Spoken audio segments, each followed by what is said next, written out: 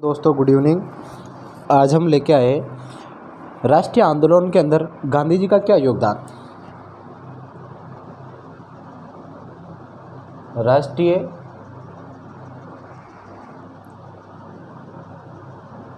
आंदोलन में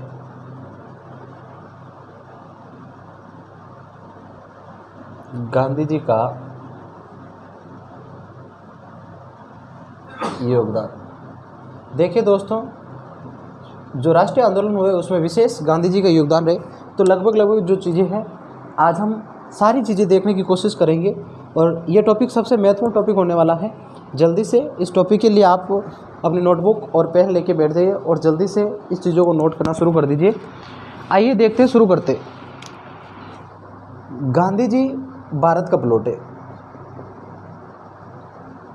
गांधी जी भारत कब लौटे थे। दक्षिण अफ्रीका से गांधी जी वापस भारत कब लौटे थे। 1915 में। कब लौटे थे। 1915। उसके बाद गांधी जी के जो राजनीतिक गुरु थे, राजनीतिक गुरु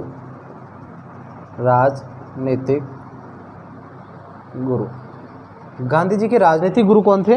राजनीतिक गुरु गोपाल कृष्ण गोखले। गांधी जी के राजनीतिक गुरु कौन थे। गोपाल कृष्ण गोखले। उसके बाद जो प्रथम विश्व युद्ध हुआ था, प्रथम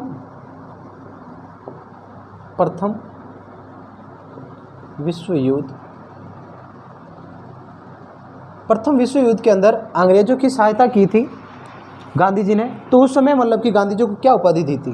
प्रथम विश्व युद्ध में गांधी जी को कौन सी उपाधि मिली थी। किसके द्वारा। अंग्रेजों के द्वारा। तो उनको उपाधि मिली थी केसर ए हिंद। किस उपाधि से नवाजा गया उनको। केसर ए हिंद। तो क्वेश्चन आता है केसर ए हिंद की उपाधि किसकी है। गांधी जी की।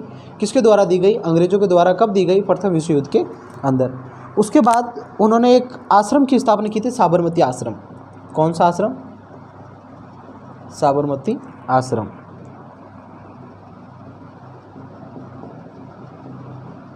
साबरमती आश्रम की स्थापना कब की गई थी।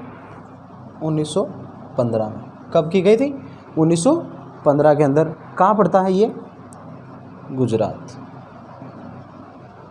किस नदी के किनारे। साबरमती नदी के किनारे। साबरमती नदी के किनारे। देखिए दोस्तों, इसका जल्दी से स्क्रीनशॉट ले लीजिए, फिर आगे चलते हैं, दूसरी चीज़ें देखते हैं जल्दी।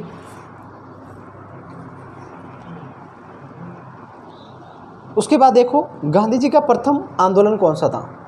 गांधी जी का प्रथम आंदोलन कौन सा था भारत के लिए। तो गांधी जी का प्रथम आंदोलन भारत में प्रथम आंदोलन कौन सा था गांधी जी का। तो प्रथम आंदोलन था चंपारण वाला। कौन सा आंदोलन था। चंपारण किसान आंदोलन। चंपारण किसान आंदोलन। उसके बाद देखा जाए तो इसके अंदर सहायक कौन कौन थे। चंपारण किसान आंदोलन के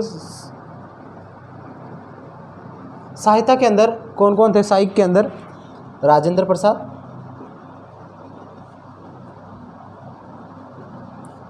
प्रसाद, मेज हरुल हक। उसके बाद देखा जाए तो जेबी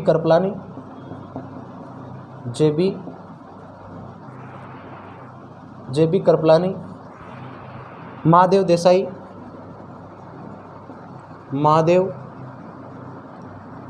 देसाई। उसके बाद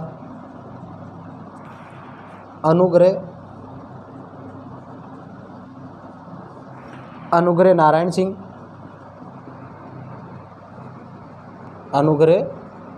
सिंह और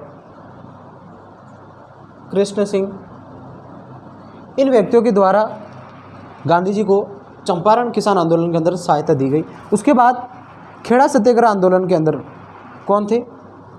खेड़ा कहाँ हुआ था? ये भी गुजरात के अंदर था। खेड़ा सत्याग्रह आंदोलन, सत्याग्रह आंदोलन किसके लिए हुआ था? किसानों के लिए, किसानों के लिए, किसानों की फसल चौपट की तरफ। उसके बाद खेड़ा किसान आंदोलन के अंदर शाही कौन कौन थे? वल्लभ भाई पटेल, सरदार वल्लभ भाई पटेल। उसके बाद शंकर व बेकत। इन व्यक्तियों के द्वारा इन्होंने खेड़ा आंदोलन के अंदर महात्मा गांधी की सहायता की थी। उसके बाद में देखा जाए तो गांधी जी को महात्मा की उपाधि मिली थी। गांधी जी को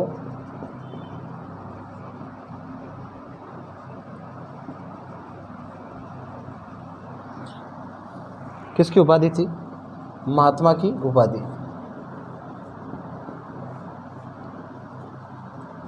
तो ये महात्मा की उपाधि किसके द्वारा दी गई? रविंद्रनाथ टैगोर के द्वारा। किसके द्वारा? रविंद्रनाथ टैगोर। देखो, एक तो प्रथम जो केसर ए हिंद थी वो अंग्रेजों के द्वारा दी गई। उसके बाद महात्मा की उपाधि रविंद्रनाथ टैगोर के द्वारा दी गई। उसके बाद गांधी जी को राष्ट्रीय पिता भी कहा गया।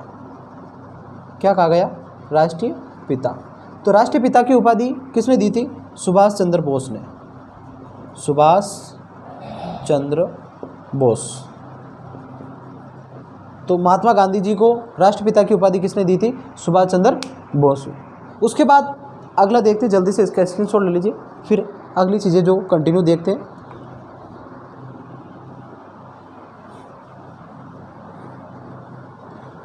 देखिए दोस्तों, उसके बाद 17 मार्च 1919 के अंदर भारत के अंदर क्या आया था? Roulette act. 17 मार्च 1919 इसके अंदर भारत में आया था रोलेट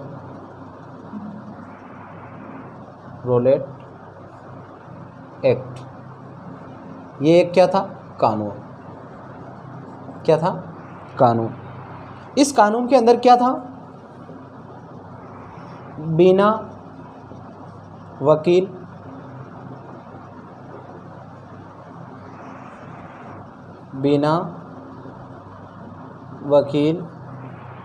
बिना अपील और बिना दलील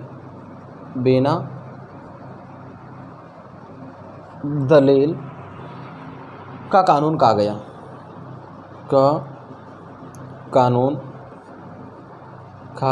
प्रश्न आता है कि ऐसा कौन सा कानून था जिसमें बिना वकील, बिना अपील, बिना दलील का कानून कहा गया? तो वो था, भारत के अंदर आया था रोलेट एक्ट। कब आया था? 13 मार्च 1919 के अंदर इस अधिनियम को कहा गया। उसके बाद देखा जाए तो जो एक क्रूर हत्या की संज्ञा दी, जो मतलब कि सबसे ज़्यादा क्रूर वाला, जो 13 अप्रैल 1919 में क्या हुआ था? जलियांवाला बाग हत्याकांड। जलियांवाला बाग हत्याकांड। इसके अंदर लगभग 400 लोग मारे गए थे। कहाँ हुआ था? अमृतसर में। अमृतसर कहाँ पड़ता है? पंजाब में। अमृतसर पंजाब के अंदर।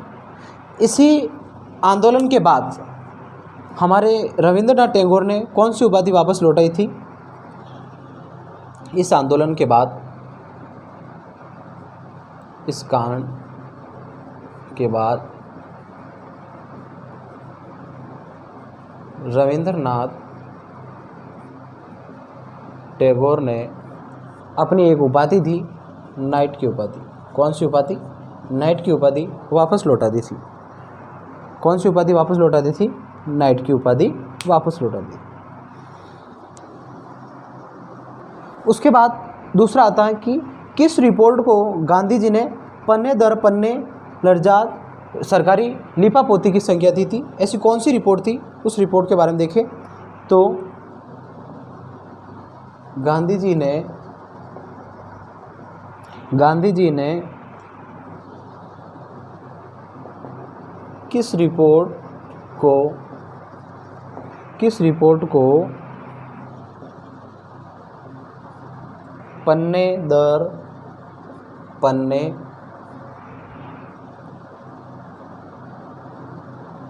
निर्लजा सरकारी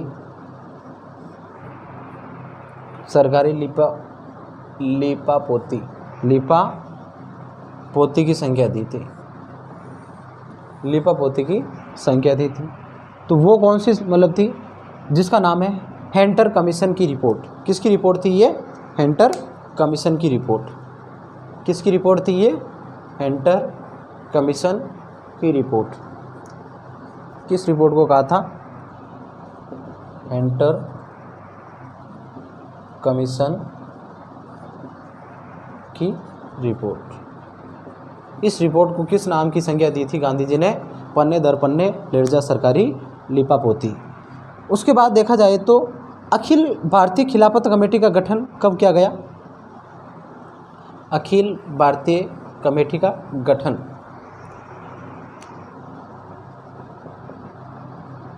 अखिल भारतीय कमेटी का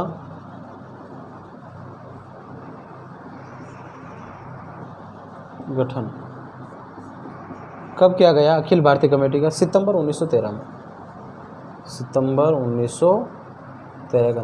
देखिए दोस्तों, यहाँ से आज वन लाइन क्वेश्चन करवा रहा हूँ, जिसके अंदर आने वाले राज्य स्तरीय जो एग्ज़ाम है उन परीक्षाओं के लिए महत्वपूर्ण होने वाला है। उसके बाद में अगला देखिए, कांग्रेस का मुस्लिम लीग की समझौता कब कहाँ हुआ था? कांग्रेस का मुस्लिम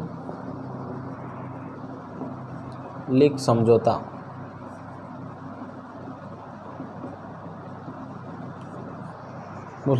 हुआ था 1916 के अंदर। कब हुआ था? 1916 लखनऊ अधिवेशन। लखनऊ अधिवेशन कहाँ हुआ था? लखनऊ अधिवेशन के अंदर। उसके बाद देखा जाए तो लखनऊ अधिवेशन की इसकी अध्यक्षता किसने की थी? अंबिका चरण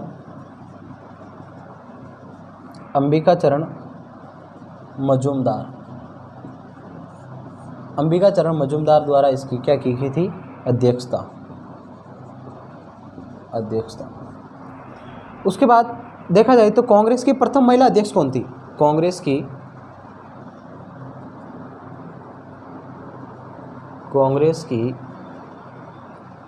प्रथम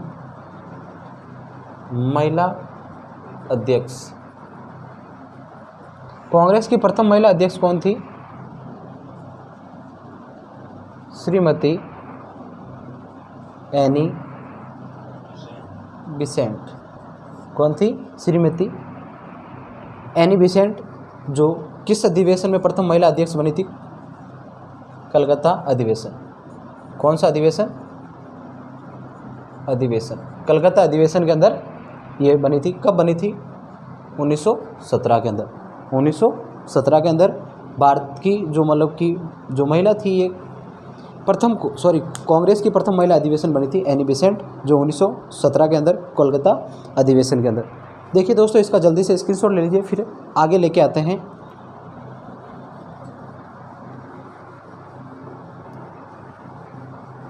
आज हम कम समय में सारा रिवीजन करेंगे, देखेंगे।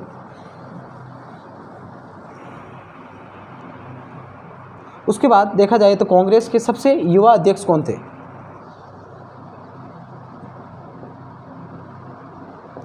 कांग्रेस के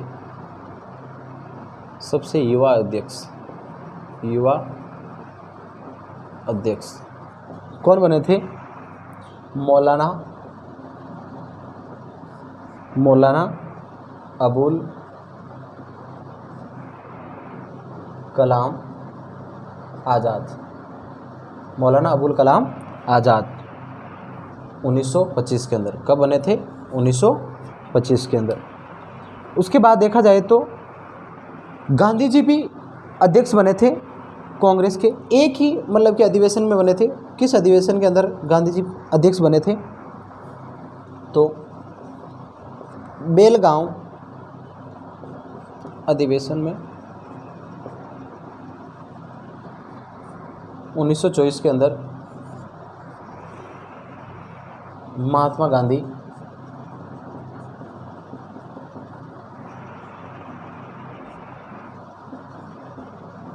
कांग्रेस के एक बार अध्यक्ष बने। क्या बने? अध्यक्ष बने। तो महात्मा गांधी द्वारा कांग्रेस में एकमात्र कौन सा अधिवेशन था जिसमें अध्यक्षता की? बेलग्राम अधिवेशन 1924 के अंदर। उसके बाद प्रथम भारतीय महिला कांग्रेस अध्यक्ष कौन थी? महिला प्रथम तो एनी बेसेंट थी, और प्रथम भारतीय महिला कौन थी? प्रथम भारतीय महिला अध्यक्ष किसकी? कांग्रेस की। कांग्रेस की प्रथम भारतीय महिला अध्यक्ष कौन थी? प्रथम भारतीय महिला जो कांग्रेस की अध्यक्ष बनी, कांग्रेस की अध्यक्ष तो कौन थी? श्रीमती सरोजनी नायडू। कौन थी? श्रीमती सरोजनी नायडू। कौन से अधिवेशन में बनी थी ये? कानपुर अधिवेशन। कानपुर अधिवेशन कब हुआ था? 1925 के अंदर। कानपुर अधिवेशन कब हुआ था? 1925 के अंदर। उसके बाद देखिए दोस्तों, आगे चलते हैं। कांग्रेस के किस अधिवेशन में पूर्ण स्वाधीनता की मांग की थी? कांग्रेस की कौन से अधिवेशन में पूर्ण स्वाधीनता की मांग की थी?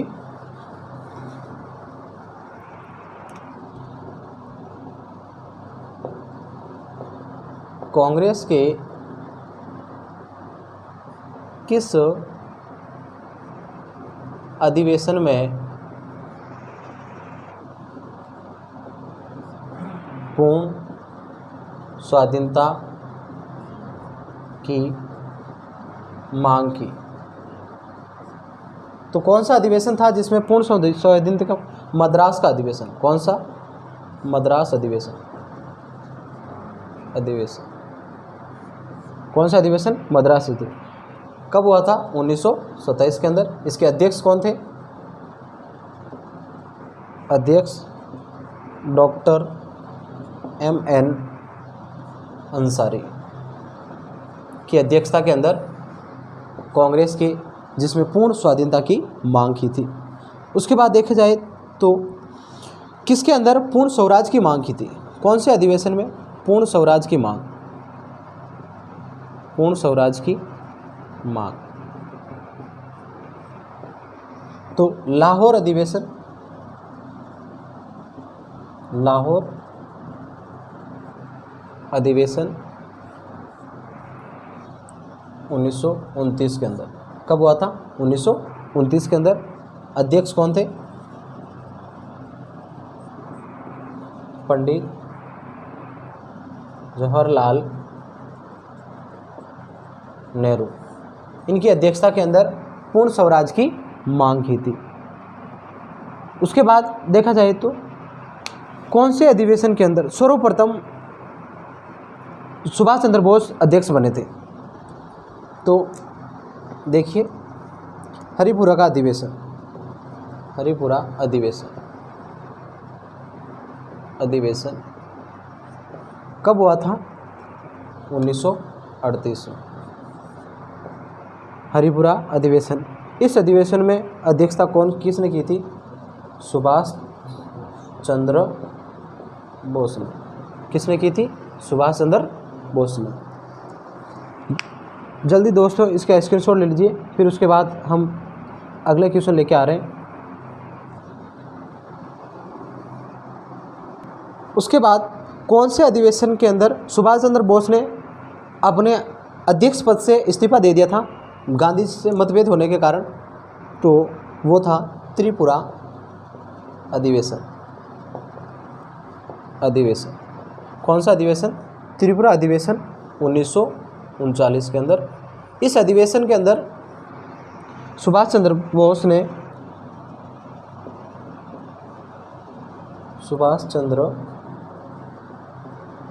बोस ने अध्यक्षता से क्या दिया था? इस्तीफा। क्या दिया था? इस्तीफा। किसके कारण? गांधी जी से मतभेद होने के कारण। गांधी जी से मतभेद के कारण। उसके बाद अगला क्वेश्चन, उसके बाद दूसरा क्वेश्चन देखिए, स्वतंत्रता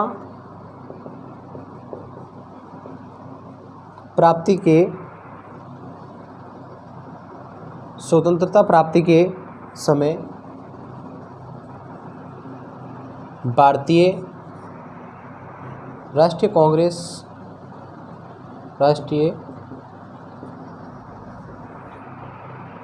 कांग्रेस के अध्यक्ष कौन थे? कांग्रेस के राष्ट्रीय अध्यक्ष कौन थे जिस समय स्वतंत्रता प्राप्ति के समय? मतलब कि भारतीय राष्ट्रीय कांग्रेस के अध्यक्ष कौन थे? जेबी कृपलानी।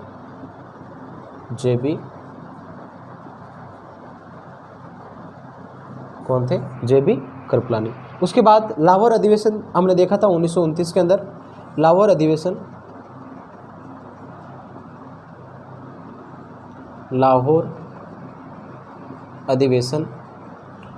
अधिवेशन उस समय भारत के गवर्नर कौन थे? भारत के गवर्नर कौन थे उस समय? Lord Irwin. कौन थे? Lord Irwin. लाहौर अधिवेशन के समय भारत के गवर्नर कौन थे? Lord Irwin. उसके बाद गांधी जी अध्यक्ष बने उस समय कौन थे? गांधी जी की अध्यक्षता के समय, कांग्रेस की अध्यक्षता के समय भारत के गवर्नर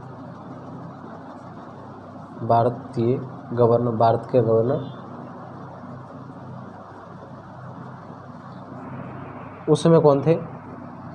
लॉर्ड रीडिंग। कौन थे? Lord reading. तो जिस समय गांधी जी ने अध्यक्षता की थी उस समय भारत के गवर्नर कौन थे? Lord reading. और जिस समय लाहौर अधिवेशन हुआ था, पूर्ण स्वराज की मांग हुई थी, उस समय भारत के गवर्नर कौन थे? लॉर्ड इरविन थे। उसके बाद अब देखिए असहयोग आंदोलन, जल्दी से इसका स्क्रीनशॉट ले लीजिए, फिर चलते आगे।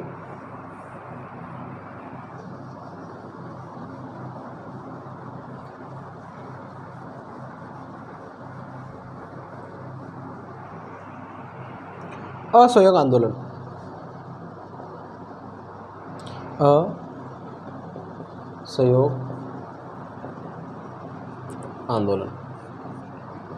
असहयोग आंदोलन की शुरुआत 1 अगस्त 1920 में कब हुई थी? 1 अगस्त 1920 में। किसके द्वारा की गई थी? गांधी जी के द्वारा।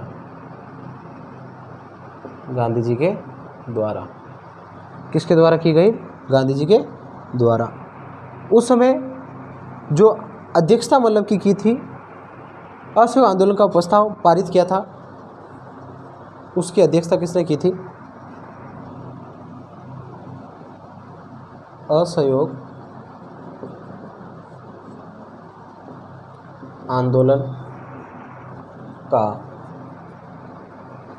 प्रस्ताव पारित कब हुआ था? 1920 के अंदर ही। कौन से अधिवेशन में? कलकत्ता अधिवेशन। कौन से अधिवेशन में? कलकत्ता अधिवेशन में। किसकी अध्यक्षता में हुई थी? अध्यक्षता लाला लाजपत राय। किसकी अध्यक्षता में?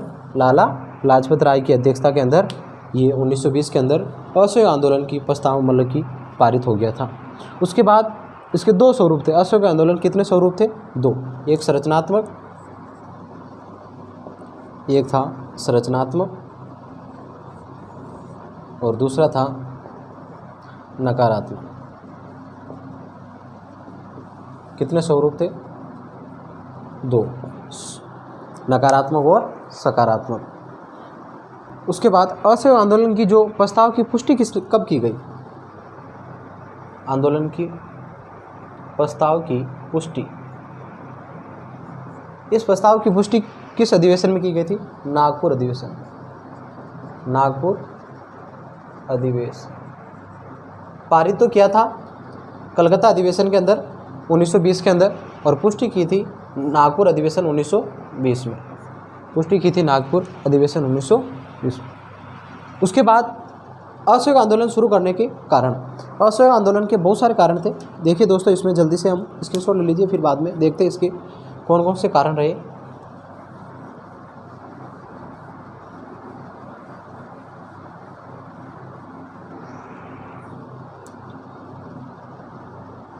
शुरू होने के कारण, असहयोग आंदोलन शुरू करने का कारण, सबसे पहला था रॉलेट एक्ट, जिसको काला कानून कहते हैं। क्या कहते हैं? काला कानून। उसके बाद देखा जाए तो जलियांवाला बाग हत्याकांड, जलियांवाला बाग हत्याकांड जो अमृतसर के अंदर हुआ था। उसके बाद खिलाफत आंदोलन, खिलाफत जो मुस्लिमों द्वारा चलाया जा रहा था, खिलाफत आंदोलन। उसके बाद माउंटेग्यू चेम्सफोर्ड अधिवेशन, अधिनियम, ये प्रमुख इनके शुरू करने, असहयोग आंदोलन शुरू करने के कारण थे। उसके बाद देखिए असहयोग आंदोलन के अंदर आईसीएस से इस्तीफा देने वाले नवयुवक कौन थे? इस आंदोलन के अंदर आईसीएस से इस्तीफा देने वाले नवयुवक, इस्तीफा देने वाले युवक का नाम आता है, तो आता है सुभाष चंद्र बोस। सुभाष चंद्र बोस का, किसका आता है? सुभाष चंद्र बोस का। उसके बाद असहयोग आंदोलन के दौरान स्थापित जो राष्ट्रीय शिक्षण संस्थाएं थी, शिक्षण संस्थाएं, कौन कौन सी शिक्षण संस्थाएं थी? वो शिक्षण संस्थाएं देखिए, जिसके अंदर काशी विद्यापीठ,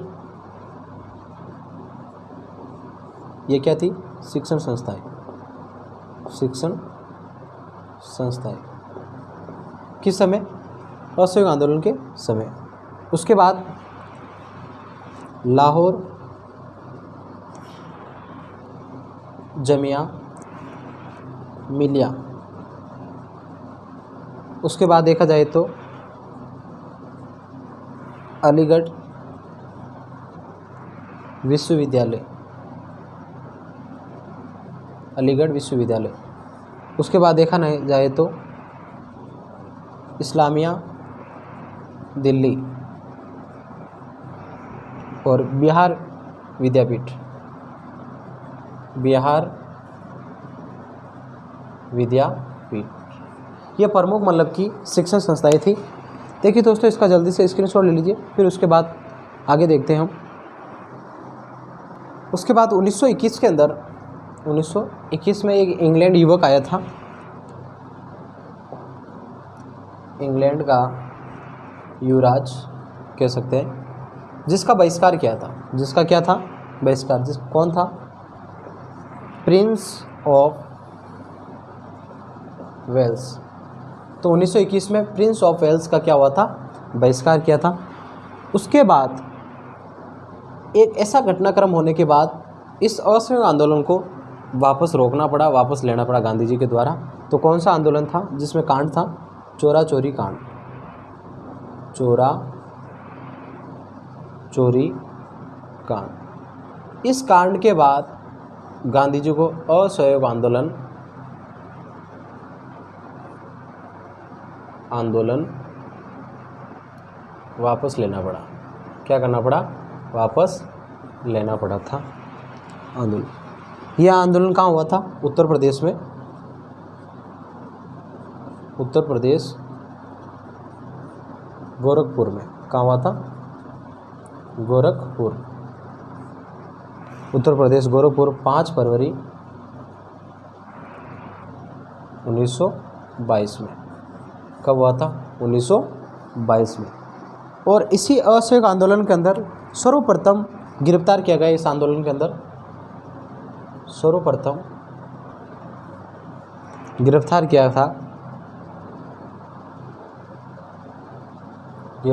गया किसको? मोहम्मद अली को। किसको गिरफ्तार किया गया? मोहम्मद अली को। और इस असहयोग आंदोलन के बाद में जिन्होंने विरोध में कांग्रेस छोड़ने वाले नेता कौन कौन थे?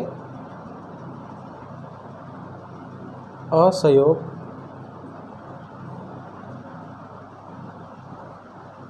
आंदोलन के विरोध में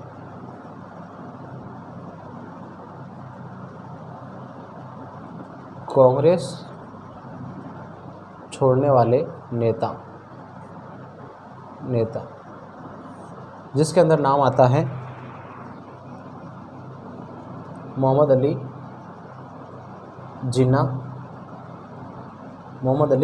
जिन्ना, विपिन चंद्र पाल। उसके बाद आता है श्रीमती एनी बेसेंट। इन लोगों ने मतलब कि क्या किया था? असहयोग आंदोलन के विरोध के अंदर कांग्रेस को छोड़ दिया था। उसके बाद देखिए दोस्तों, अगला आंदोलन लेके आते हैं हम, सविज्ञा अवज्ञा आंदोलन। अगला दूसरा आंदोलन है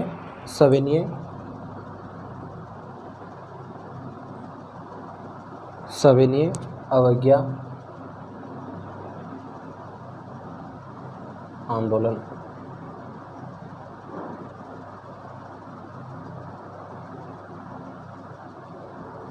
देखिए दोस्तों, इस आंदोलन की शुरुआत करने का अधिकार किस अधिवेशन में प्राप्त हुआ था?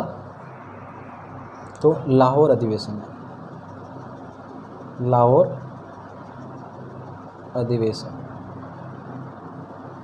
अधिवेशन कब हुआ? 1929 में।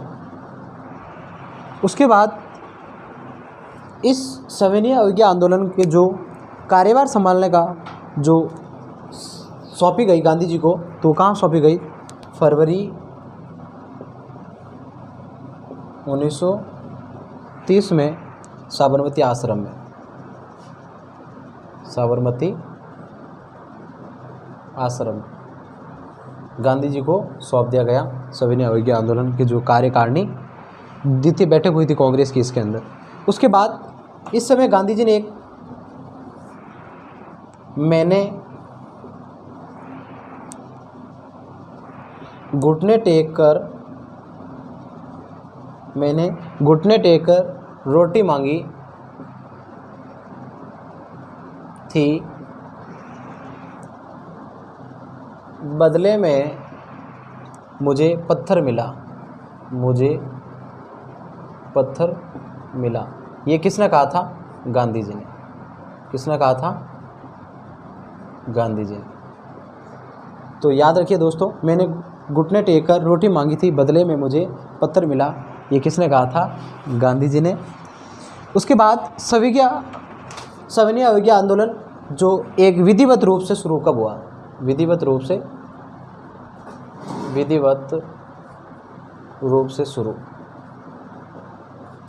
रूप से 6 अप्रैल 1930 को। कब हुआ था? 6 अप्रैल 1930 को। उसके साथ गांधी जी इसी आंदोलन के बाद में साथ में इसमें देखा जाए तो गांधी जी द्वारा 5 अप्रैल 1930 को दांडी पहुंचे थे। कहाँ पहुंचे थे? गांधी जी दांडी पहुंचे। दांडी की शुरुआत कहाँ से की थी? साबरमती आश्रम से। साबरमती आश्रम से। कब की थी शुरुआत? 12 मार्च 1900